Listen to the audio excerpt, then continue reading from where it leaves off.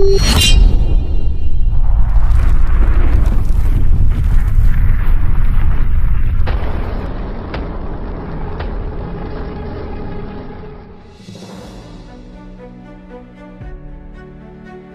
perbatasan Kalimantan, ketegangan menyelimuti desa kecil Sungai Hitam.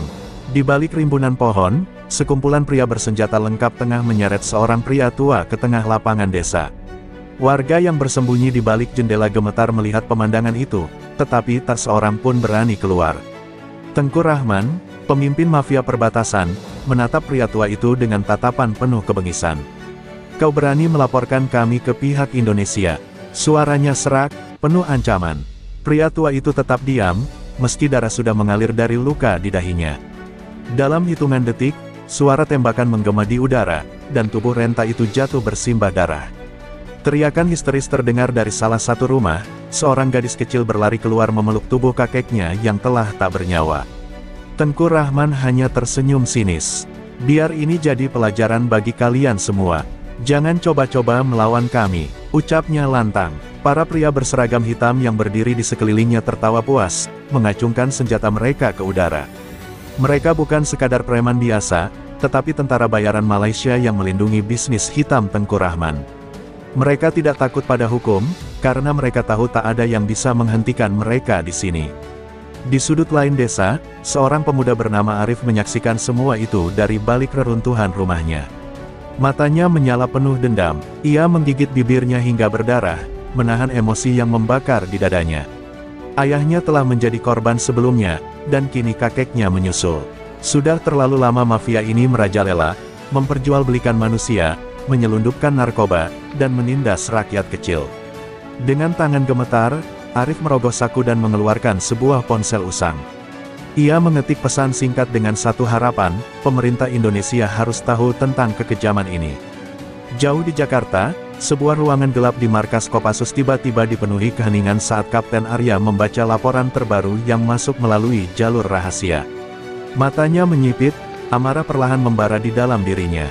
Ia sudah lama mendengar tentang mafia perbatasan, tetapi laporan ini berbeda. Ada indikasi kuat bahwa mereka didukung oleh oknum tentara bayaran Malaysia. Ini bukan lagi sekadar kasus kriminal biasa, ini adalah ancaman bagi kedaulatan negara.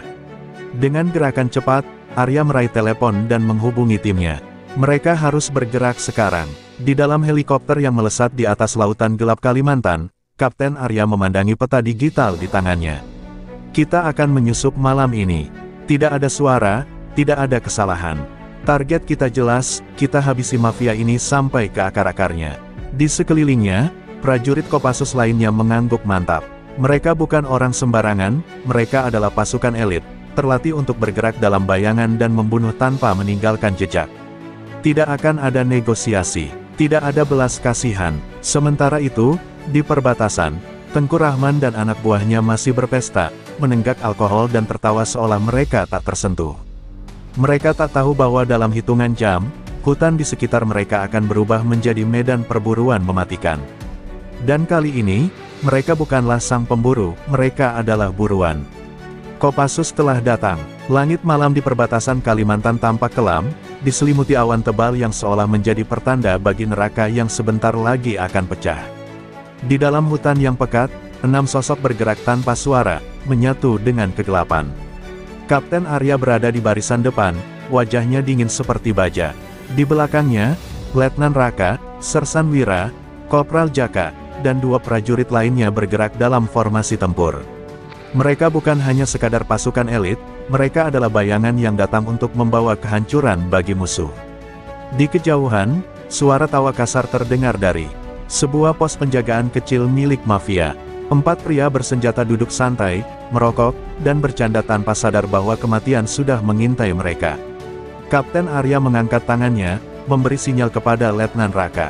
Sang sniper segera merunduk, mengangkat senjatanya, dan dalam hitungan detik, suara tembakan senapan berperedam memecah keheningan. Satu pria roboh dengan lubang kecil di dahinya, darah mengalir di antara tumpukan kartu remi yang mereka mainkan. Yang lain bahkan belum sempat menyadari apa yang terjadi sebelum 3 tembakan lagi dilepaskan dalam kesunyian. Saat darah mulai meresap ke tanah, Kapten Arya memberi isyarat untuk maju.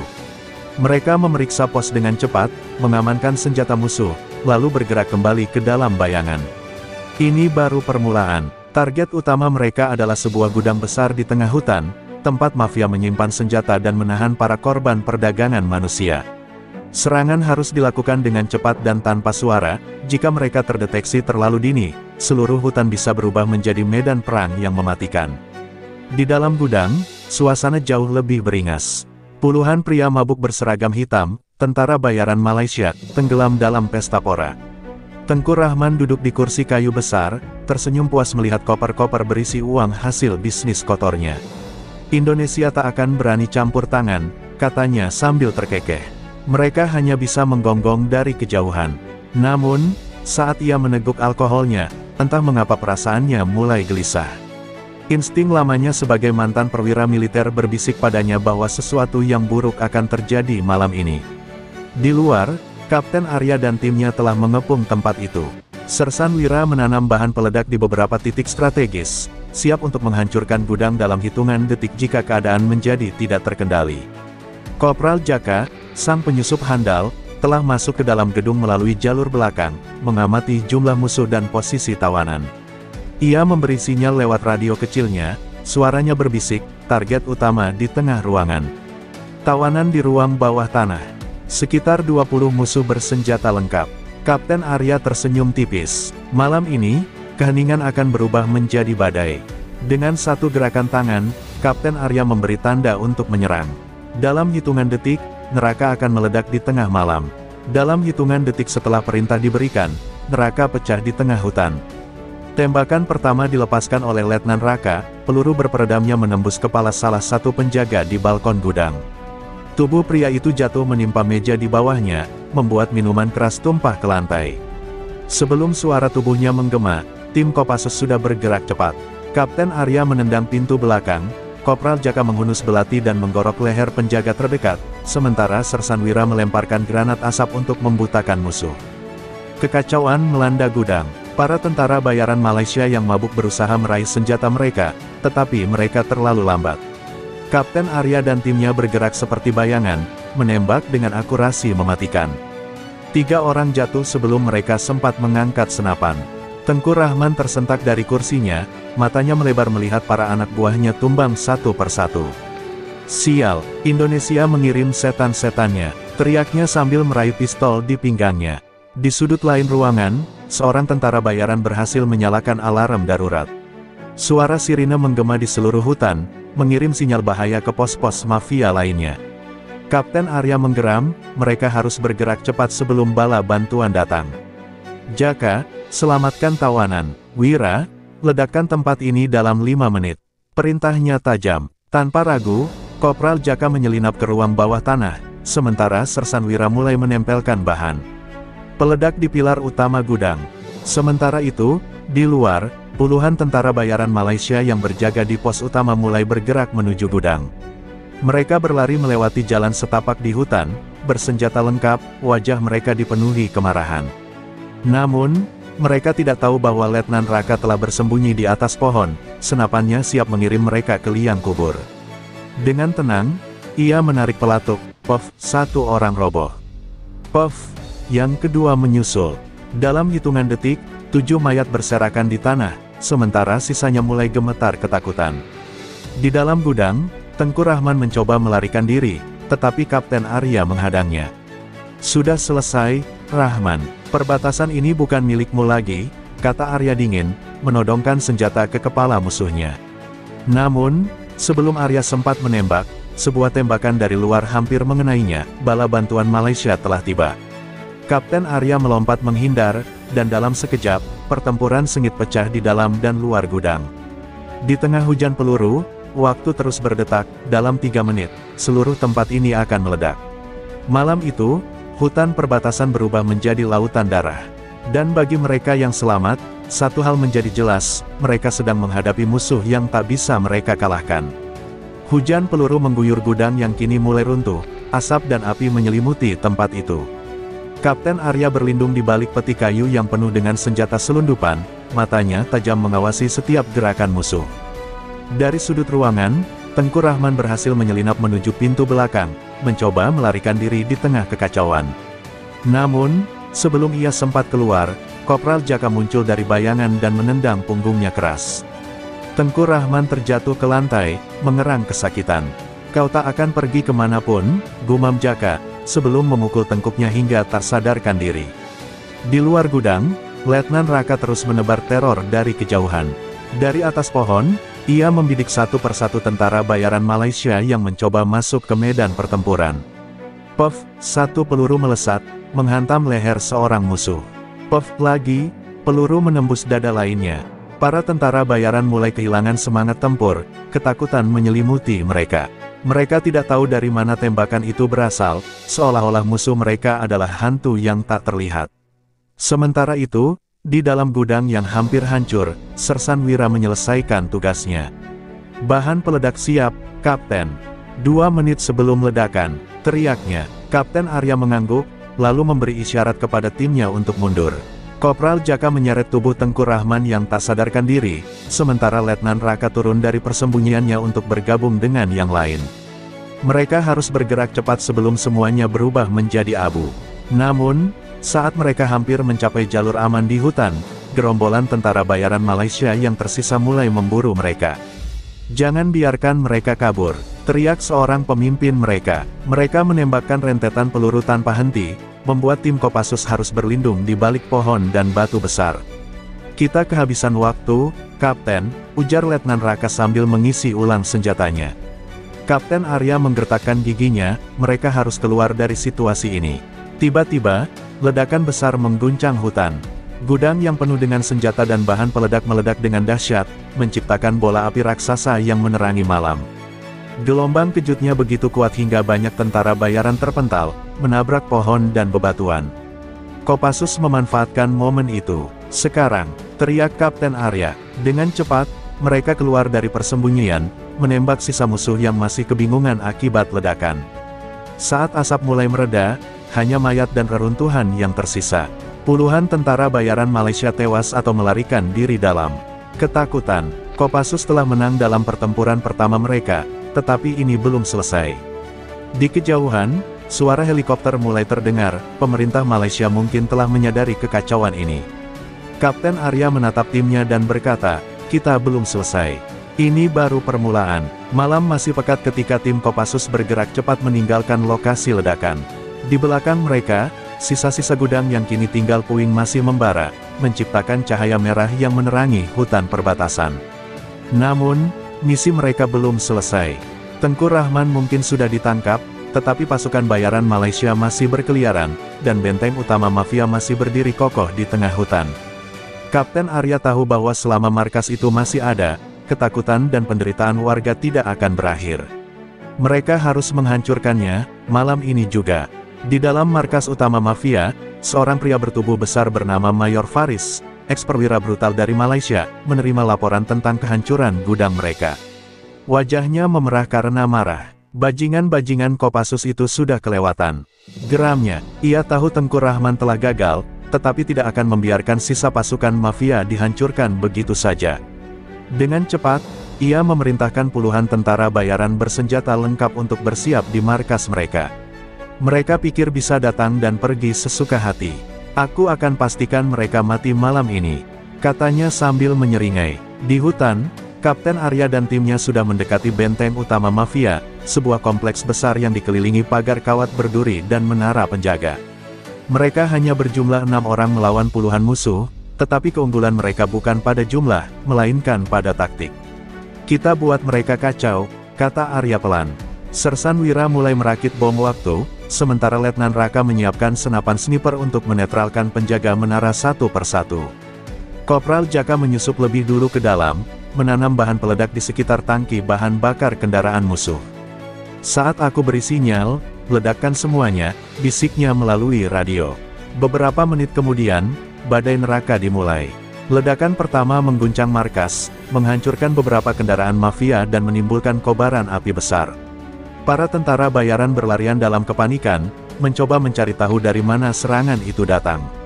Saat mereka masih bingung, Letnan Raka menembak dari kejauhan, satu tembakan, satu nyawa melayang. Kapten Arya dan timnya menyerbu masuk, menembak dengan cepat dan akurat, memanfaatkan kekacauan untuk menembus pertahanan musuh. Di dalam markas, Mayor Faris mengamati layar CCTV dengan mata melotot.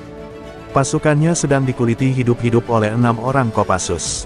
Gila, ini mustahil, geramnya. Dengan panik, ia meraih senjata dan berteriak, bertahan. Jangan biarkan mereka masuk ke ruang komando. Namun, semuanya sudah terlambat. Kopral Jaka muncul dari ventilasi udara di belakangnya dan menodongkan pistol ke kepalanya. Permainan sudah selesai, Mayor, bisiknya. Dalam hitungan detik, ruangan itu berubah menjadi ladang pembantaian, dan Mayor Faris pun tumbang setelah berusaha melawan. Setelah semua musuh dilumpuhkan, Kapten Arya berdiri di tengah reruntuhan markas mafia. Hutan yang tadinya menjadi sarang kejahatan kini sunyi, hanya diisi suara api yang masih membakar sisa-sisa bangunan. Malam ini, perbatasan kembali milik Indonesia. Namun, sebelum mereka pergi, Kapten Arya menatap sisa-sisa mayat tentara bayaran yang berserakan dan berkata pelan, biarkan mereka tahu bahwa Kopassus tidak pernah kalah. Malam semakin larut, tetapi pertempuran belum benar-benar usai. Sisa-sisa pasukan bayaran Malaysia yang selamat mulai mundur ke dalam hutan, mencoba melarikan diri dari neraka yang telah diciptakan oleh Kopassus. Kapten Arya berdiri di tengah reruntuhan markas. Mafia, napasnya berat tetapi matanya tetap tajam. Mereka telah memenangkan pertempuran ini, tetapi perang belum selesai. Dari radio genggamnya, terdengar suara peringatan dari intelijen, Kapten, radar menangkap pergerakan besar menuju lokasi kalian. Tampaknya Malaysia mengirim bala bantuan. Tanpa membuang waktu, Kapten Arya segera memberi perintah kepada timnya. Kita pergi sekarang. Tidak ada gunanya melawan pasukan dalam jumlah besar tanpa dukungan, ujarnya tegas. Sersan Wira mengatur sisa bahan peledak di sekitar markas, memastikan tidak ada yang bisa digunakan musuh jika mereka tiba. Dengan cepat, tim Kopassus menyelinap ke dalam hutan, bergerak seperti bayangan di antara pepohonan. Namun, saat mereka mencapai jalur pelarian, sebuah helikopter tempur melintas di atas mereka, menyorotkan lampu sorot ke arah hutan. Dapatkan mereka, suara teriakan dari helikopter menggema di udara. Dalam hitungan detik, suara senapan mesin meraung, menembakkan peluru tanpa ampun ke arah mereka. Tim Kopassus berhamburan, berlindung di balik batang pohon dan batu besar. Sial, mereka benar-benar serius kali ini, ujar Letnan Raka sambil membalas tembakan. Kopral Jaka melemparkan granat asap untuk mengaburkan pandangan musuh, sementara Sersan Wira menembakkan peluru berkaliber tinggi ke arah rotor helikopter, mencoba menghancurkan sistem kendalinya. Di tengah baku tembak, Kapten Arya merasakan sesuatu yang aneh. Telinganya menangkap suara langkah kaki cepat mendekat dari belakang. Sebuah regu pasukan khusus Malaysia telah dikirim untuk menangkap atau membunuh mereka. Tanpa ragu, Arya memberi sinyal ke timnya, dan mereka segera mengubah posisi, mengapit musuh dalam formasi segitiga maut. Saat musuh mulai mendekat, Kopassus menyerang dengan kecepatan mengerikan. Dalam sekejap, 5 musuh tewas dengan luka tembak di kepala. Helikopter yang sejak tadi mengintai tiba-tiba kehilangan kendali setelah tembakan Sersan Wira menghancurkan sistem hidroliknya. Dengan suara mengerikan, helikopter itu berputar di udara sebelum akhirnya jatuh menghantam pepohonan, menciptakan ledakan besar. Api membumbung tinggi, menerangi hutan yang gelap. Sisa-sisa pasukan Malaysia yang melihat kejadian itu mulai kehilangan semangat, mereka sadar bahwa menghadapi Kopassus sama saja dengan menghadapi kematian. Saat fajar mulai menyingsing, Kapten Arya dan timnya akhirnya mencapai zona aman di perbatasan. Mereka berlumuran keringat dan darah, tetapi mereka menang. Perbatasan yang selama ini dikuasai oleh mafia dan tentara bayaran kini telah dibersihkan. Misi ini akan menjadi legenda, kisah tentang sekelompok prajurit yang menghadapi musuh yang jauh lebih besar, tetapi tetap pulang dengan kemenangan. Kapten Arya menatap matahari yang mulai muncul di cakrawala dan berkata pelan, ini untuk Indonesia. Fajar menyingsing di perbatasan, menyinari tanah yang semalam dipenuhi api dan darah. Tim Kopassus duduk di atas bukit kecil, mengatur napas setelah pertempuran panjang. Wajah mereka penuh luka, seragam mereka koyak dan berlumuran darah, tetapi mereka masih berdiri tegak. Mereka telah menghabisi mafia perbatasan, menghancurkan benteng mereka, dan membuat tentara bayaran Malaysia gemetar ketakutan. Namun, mereka tahu tugas mereka belum selesai. Misi ini bukan hanya tentang kemenangan, tetapi tentang mengamankan kedaulatan tanah air. Dari kejauhan, Suara helikopter terdengar lagi. Namun kali ini bukan musuh, melainkan tim evakuasi dari Indonesia. Mereka telah mendapat laporan bahwa perbatasan berhasil diamankan, dan kini saatnya membawa tim Kopassus kembali ke markas. Saat helikopter mendarat, seorang perwira tinggi turun, menatap Kapten Arya dengan bangga. "Kalian melakukan sesuatu yang luar biasa," katanya. "Negara akan selalu mengingat apa yang telah kalian lakukan di sini." Namun, Arya hanya tersenyum tipis. Baginya dan timnya, ini bukan soal penghargaan, ini adalah tugas. Sebelum naik ke helikopter, Kapten Arya berbalik sekali lagi, menatap hutan yang kini sunyi. Tempat ini pernah menjadi sarang ketakutan, tetapi kini telah berubah. Tidak ada lagi mafia yang menyiksa warga, tidak ada lagi tentara bayaran yang berkuasa. Namun, dalam keheningan itu, ia tahu bahwa musuh tidak akan tinggal diam. Akan selalu ada ancaman baru, akan selalu ada pertempuran yang menanti. Tetapi satu hal yang pasti, Kopassus akan selalu ada untuk menghadapi mereka. Saat helikopter lepas landas, jauh di sisi lain perbatasan, seorang pria berdiri di balik jendela sebuah gedung mewah di Kuala Lumpur. Wajahnya dipenuhi amarah saat ia membaca laporan tentang kehancuran pasukannya. Pria itu adalah Datuk Amir, tokoh bayangan di balik jaringan mafia perbatasan. "Arya, kau baru saja memulai perang yang lebih besar," gumamnya. Matanya menyala dengan kebencian. Ia tidak akan membiarkan kekalahan ini berlalu begitu saja. Di markas besar Kopassus, Kapten Arya dan timnya disambut sebagai pahlawan. Rekan-rekan mereka berdiri dan memberi hormat, menghormati mereka yang telah mempertaruhkan nyawa untuk negara. Namun, di balik kemenangan ini, mereka tahu bahwa ancaman belum benar-benar berakhir. Arya duduk di sudut ruangan, membaca laporan intelijen yang baru saja masuk.